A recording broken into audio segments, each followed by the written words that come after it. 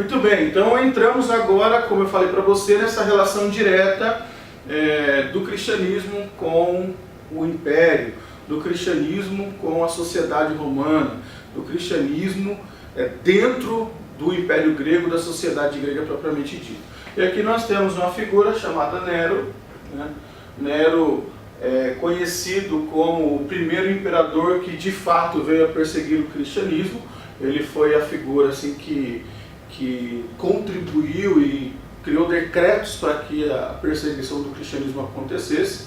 Então Nero, ele carrega no seu currículo a possibilidade, né? O Nero carrega no seu currículo a era inaugural, se é que eu posso dizer isso, da perseguição aos cristãos, ok? Então, só para a gente entender um pouquinho, entrar um pouco nesse momento, vamos baixar um pouco mais a nossa lente para entender o que está acontecendo aqui no Império Romano. Na verdade, Nero, o nome dele é Nero Cláudio César Augusto Germânico. Ele nasceu em 37 depois de Cristo e morreu em 68 depois de Cristo. Não governou muitos anos. Na verdade, Nero vinha de uma família que não era nobre. A mãe do Nero tinha assim uns contatos, tinha uma certa regalia dentro do império, dentro do senado até então, mas o pai do Nero era um centurião. Então a tendência de Nero ser um imperador era praticamente 0,5%, meio por cento a possibilidade dele ser um imperador. Muito embora não tivesse essa possibilidade, ou uma chance remotíssima, a mãe de Nero, Agripina, ela tinha intenso desejo de que o filho dela se tornasse um imperador romano. Ela entendia que o filho dela tinha grande talento, grande possibilidade de ser um grande imperador, né? Então, sendo assim, ela começa a trabalhar neste projeto. Então, o pai do Nero morreu em campanhas por Roma, a mãe começa a se envolver com um suposto tio do Nero, que era o imperador da época, Cláudio, né? Nero foi o quinto imperador da dinastia Júlio-Claudiana, começa com Júlio César e termina com Nero, né? Então ele foi o quinto dessa dinastia que teve Calígula também como membro dessa dinastia, o Júlio César, o Augusto César, né? O Otaviano César, e Cláudio César e também Nero. Então, Nero faz parte dessa chamada primeira dinastia do Império Romano.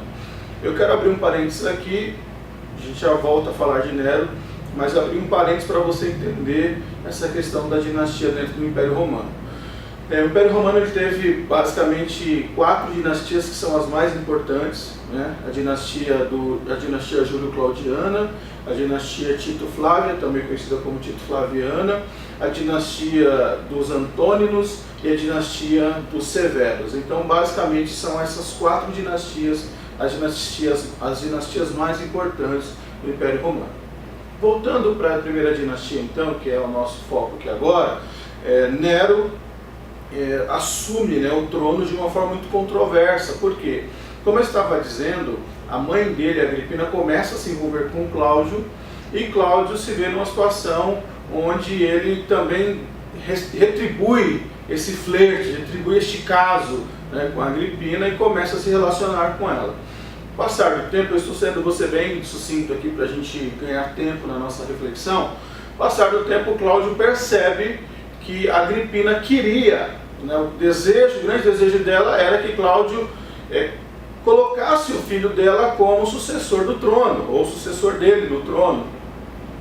Mas Cláudio tinha um filho chamado Aristóbulo, que na opinião de Agripina era um retardado, era um boçal, né, não conseguiria jamais governar o império.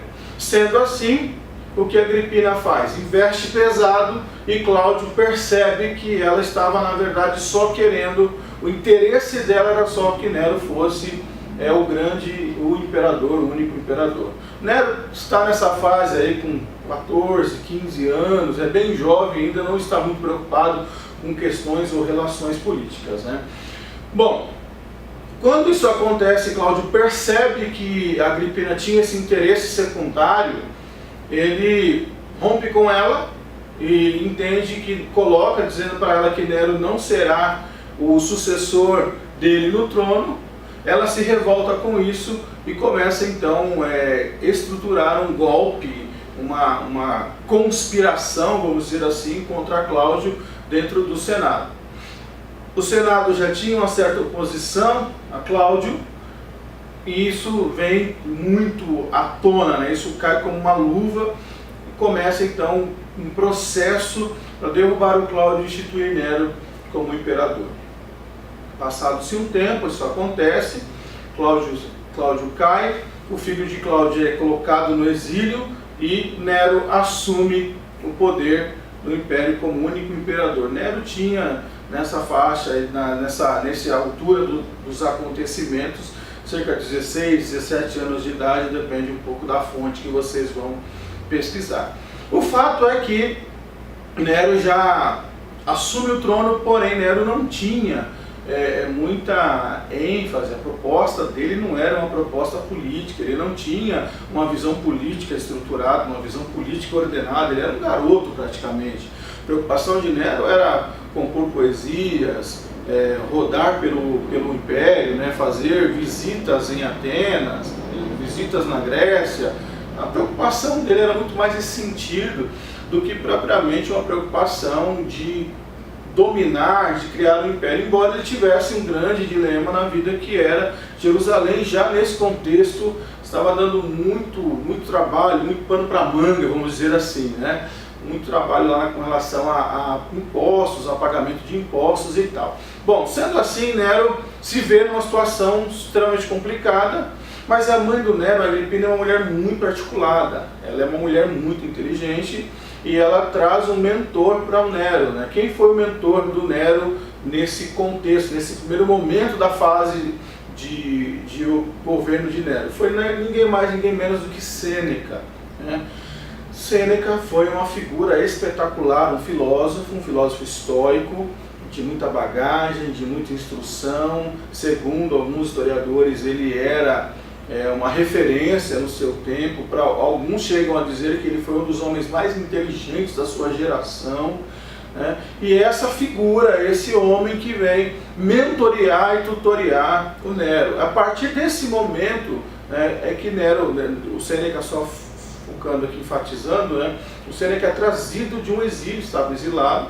Então Sêneca é trazido para cuidar do Nero. Então, nesse contexto, é nesse momento da história do Nero que o Nero começa a despertar para entender melhor as questões políticas. Ele começa a estudar um pouco mais a política, vai se antenando com as questões do império e tal, e se depara com essa cena, com esse cenário em Jerusalém, negando os impostos, não querendo mandar o que é devido a Roma, e aí Nero começa a fazer políticas de pressão ou de opressão para que Jerusalém e outros lugares pagassem os seus impostos corretamente. Então, Nero começa a ganhar muito vigor político dentro do império por conta de ações dessa natureza. Há quem diga que isso foi o calcanhar de Aquiles dele, porque a partir daí ele começou a ganhar popularidade, ele se envaidece dessa popularidade, e isso foi a curva, né, a curva de queda de Nero a partir daí. Nero se envolve com Sêneca, mas também começa a se envolver com pessoas que não eram tão preocupadas com as questões políticas do ponto de vista do ganho do império. Nero começa a ter ali sonhos, no sentido de construir uma nova Roma, uma Roma mais glamourosa, aquela coisa toda, e manda construir ali uma maquete daquilo que seria a Roma, o glamour romano, né? Começa a construção, então, começa o projeto do novo império, da nova Roma, de uma Roma mais glamourosa e poderosa. Então Nero precisava de um lugar, né? Essa é a proposta. Nero precisava de um lugar onde estabelecer essa nova Roma. Algumas fontes vão dizer que Roma nessa época tinha cerca de 15 bairros, e desses 15 bairros, 7 bairros acabaram pegando fogo em um incêndio em Roma. Claro que a culpa recaiu sobre pessoas inocentes, principalmente sobre os cristãos. Nessa época já não eram tão bem vistos assim, não eram tão bem quistos assim pela sociedade romana. Nero então se utiliza desse argumento para desatar uma grande perseguição aos cristãos, uma perseguição tenebrosa, uma das mais terríveis. Dizem que alguns autores, até o próprio Justo Gonzalez, ele vai dizer que a perseguição de Nero só não foi pior do que a de Décio. As duas, na verdade, se comparam, de tão cruentas, de tão cruéis que foram as perseguições, né? Então Nero ele vai se estabelecer dessa forma, ganha o prestígio de muita gente e começa esse momento de construção da Nova Roma. Os bairros incendiados, cerca de 7 bairros incendiados, algumas fontes dão este número. 7 bairros incendiados começa então a forma de reestruturar, mas dizem, né, algumas fontes vão dizer também que Nero ele abriu as portas da sua casa para receber aquelas pessoas que ficaram desabrigadas. Outros vão dizer até que ele cedeu, ofereceu água para apagar o incêndio, e ficou aquela coisa meio diferente. Será que é isso mesmo? Será que foi ele mesmo que colocou? Mas muitos historiadores, isso aí é uma gama enorme de historiadores, confirmam essa ideia, né? Esse fato de que Nero foi ele, Nero, quem colocou fogo em Roma. Ok? Então caiu nessa parte, 7 bairros destruídos, e agora começa o projeto de implantação da cidade gloriosa, a cidade mais glamourosa, segundo Nero tinha pensado. Aqui acontece um problema seríssimo, e aqui começa a ficar mais forte as dificuldades políticas do imperador Nero. Começou a construção, faltou dinheiro para terminar o trabalho, né? E nessa de faltar dinheiro, Nero recorre a várias situações, e uma delas, que foi assim uma estratégia muito ruim, foi a invasão dos templos pagãos, onde havia muito ouro, onde havia uma concentração grande de valores e de riqueza.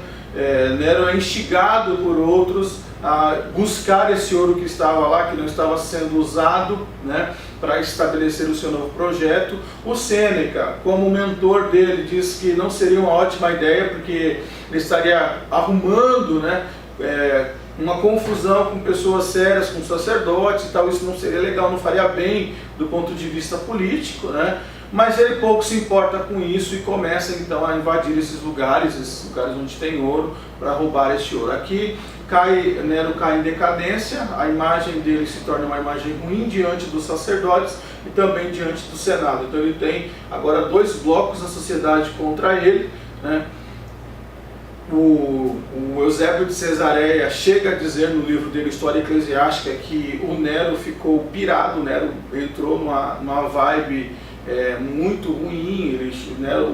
O Eusébio chega a dizer que Nero se tornou um demente, um animal, né? Então ele vai dizer, não cabe nós aqui falar sobre a demência desse imperador, mas ele começa a dizer como pode alguém ter matado a sua própria mãe, porque ele começou a achar que a mãe estava conspirando contra ele, a esposa estava conspirando contra ele, né? E ele começa a propor esse movimento de conspiração contra ele. Mandou matar o Sêneca também. O Sêneca, segundo ele, estava conspirando contra ele. Então todas as pessoas que aparentemente conspiravam contra o Nero, ele mandava executar, ele mandava matar, né? Então foi um momento assim bem complexo, bem complicado, onde ele tirou muita gente importante de perto dele, e que isso, nessas ações, só vão gerando a antipatia do Senado principalmente, mas também do povo. Alguns historiadores chegam a dizer que Nero foi dos imperadores, ele foi o que mais andou dentre o povo, né? Por entre o povo, né? Algumas fontes vão dizer que durante a noite ele tirava a roupa, a sua capa real, a sua roupa real, colocava uma roupa simples e andava pela cidade onde as pessoas estavam conversando. Ele encostava para saber o que estava sendo dito. Se nada estivesse sendo dito sobre o imperador, ele perguntava: e aí, o que vocês acham do imperador? O que vocês acham do projeto político? Né? Diz que ele foi, curiosamente, né, chega até a ser engraçado isso, ele foi o imperador que mais andou, né? A política dele de pesquisa era ele mesmo, né? Ele era a fonte da pesquisa dele mesmo, ele ia diretamente ao povo para entender o que estava sendo dito sobre ele.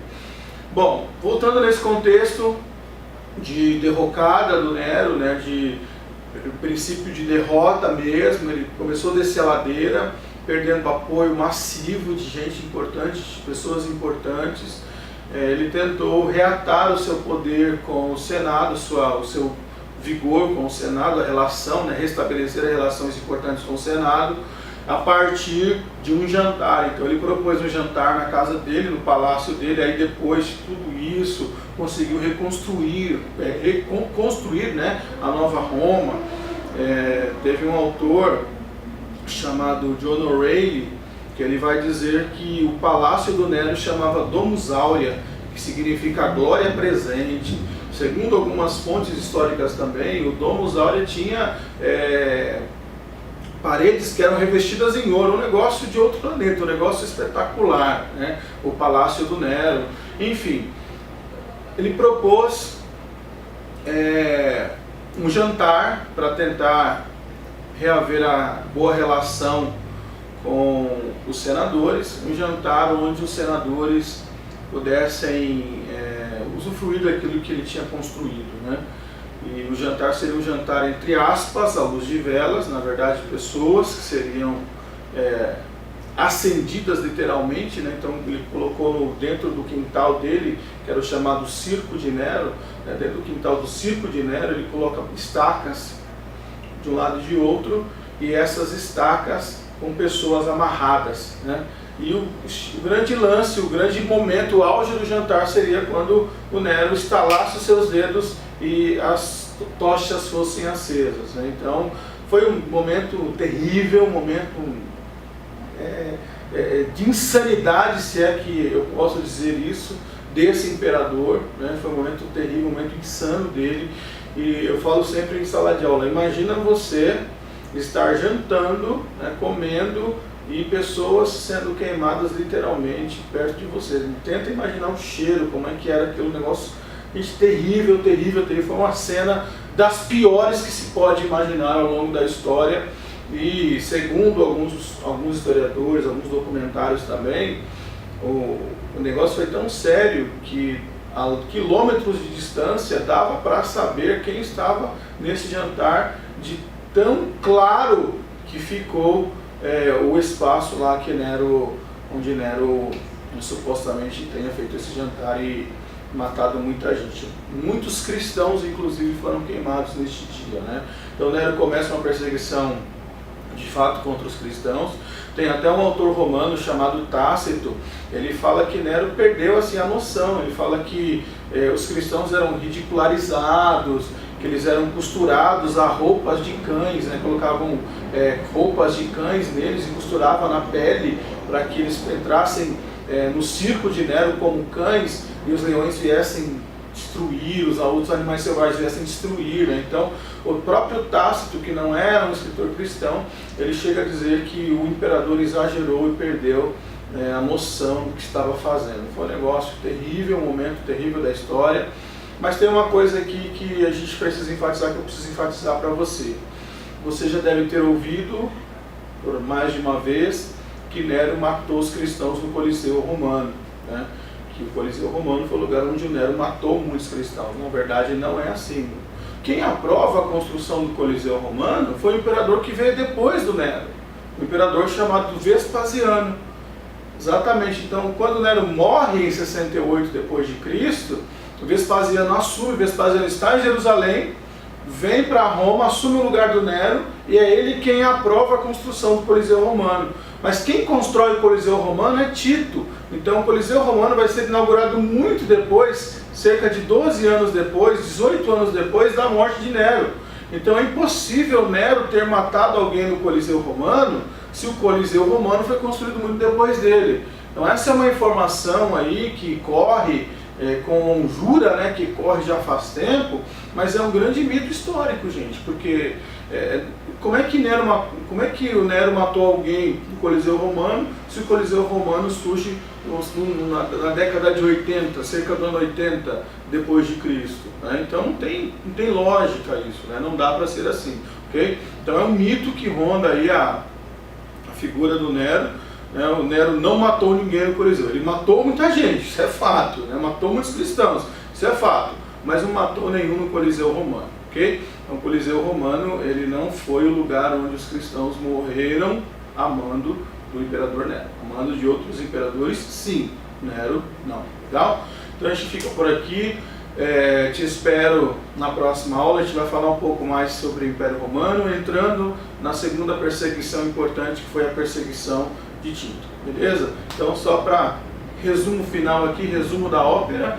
Nero, ascensão ao trono, a mãe dele, como um articulador importante, a dinastia Júlio-Claudiana, quinto imperador romano, e primeiro imperador a perseguir os cristãos. Não matou ninguém no Coliseu romano, certo? Mas ele mandou matar Pedro e Paulo, os dois discípulos de Jesus, os dois apóstolos que foram mortos em 68 depois de Cristo. Eles morrem em 68, Nero também morre em 68, né? Foi uma coisa assim tenebrosa mesmo. Então esse é um mito histórico, alguém implantou isso, talvez por engano, e isso acabou ganhando aí longos e longos anos como uma verdade histórica, mas de fato não procede, tá? Então Nero assume, morre em 68, depois de 68 o Coliseu Romano vai ser aprovado por Vespasiano, Vespasiano dá ok para a construção, Tito vem e constrói o Coliseu Romano. Então fica assim, Nero morreu, só para fechar o contexto aqui de Nero, né? Nero morre, a morte do Nero é controversa, por quê? Porque alguns historiadores vão dizer que Nero se matou, né? Outros vão dizer que Nero foi convidado a morrer, outros vão dizer que Nero foi encontrado morto, né? Quando o Sêneca foi acusado por Nero de estar traindo a ele, o Nero abordou o Sêneca numa certa ocasião e disse assim para ele: você quer morrer ou quer que eu te mate? O que você prefere? Ele disse que o Sêneca, conhecendo bem a peça, disse assim: olha, eu prefiro morrer por mim mesmo. Então Nero foi e deu a ele um vidro de cicuta, e o Sêneca bebeu essa cicuta e foi morrer em sua casa, né? Morreu em casa, né? Então dizem algumas fontes que fizeram a mesma pergunta para o Nero, né? Você quer que a gente mate ou você quer morrer sozinho? Então há uma dificuldade de saber, né? Há uma divergência de fatos. Uma vez eu estava lendo um artigo sobre a morte do Nero, e nesse artigo o autor dizia que matar o Nero não era glamour para ninguém, não era uma grande missão para ninguém. Nero estava tão desacreditado do seu povo, desacreditado da sociedade, que não era mérito nenhum matar o imperador. Era mais mérito matar um cão sarnento do que matar o imperador. Isso são palavras do artigo que eu li nesse sentido sobre a morte do Nero, né? Então é um evento obscuro, né? O fato é que ele morreu e não dá para dimensionar, não dá para fechar como foi de fato essa morte. Legal? Então, gente, eu fecho aqui este assunto, encerro aqui esta aula, dizendo para você que na próxima aula falaremos sobre Tito Flávio Sabino Vespasiano Augusto, é o nome completo dele. Falar sobre ele, mas antes só fechando então aqui um resuminho do que foi esse período aqui sobre Nero. Quinto imperador da dinastia Júlio-Claudiana, sobrinho de Cláudio, filho de Agripina, é a mãe que articulou a ascensão dele ao trono, foi mentoreado por Sêneca, matou muitos cristãos, mas não matou ninguém dentro daquilo que era o Coliseu Romano. O Coliseu Romano foi construído depois dele. Então ele matou muitas pessoas num local que era chamado Circo de Nero. O que era o Circo de Nero? O Circo de Nero era o quintal da casa dele. Em suma, é isso, ok? Então matavam as pessoas no Circo de Nero. Decadência, queda e morte. Foi encontrado morto, como eu disse para vocês. Não se sabe a verdadeira causa-morte dele, mas foi encontrado morto. Legal? Então aguarde a próxima aula. Grande abraço. Tchau, tchau.